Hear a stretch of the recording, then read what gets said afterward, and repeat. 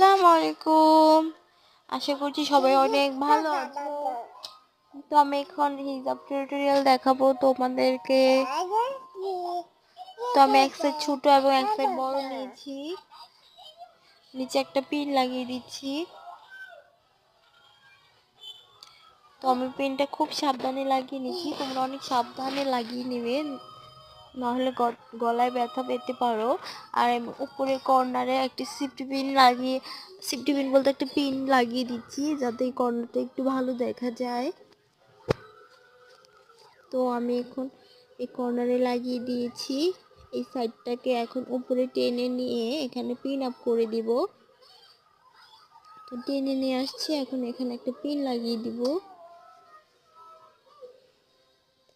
এখানে আমরা যেহেতু ফুল কভারেজ করব, তাই এখানে একটি পিন লাগিয়ে দিচ্ছি খুব সুন্দরভাবে।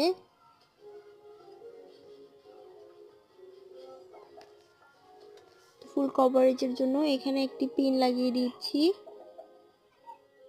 তো আমরা কিন্তু উপরে একটা ওড়না ইউজ করতে পারি, যাতে শরীরের কোনো অংশ না দেখা যায়। তো আমাদের এটা কিন্তু ফুল কভারেজ হয়ে গেছে,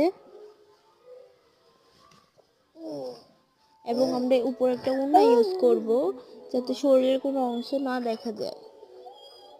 তো খুব সুন্দর আমাদের ফুল কভারেজ হয়ে গেছে। আসসালামু আলাইকুম, সবাই অনেক ভালো থেকো।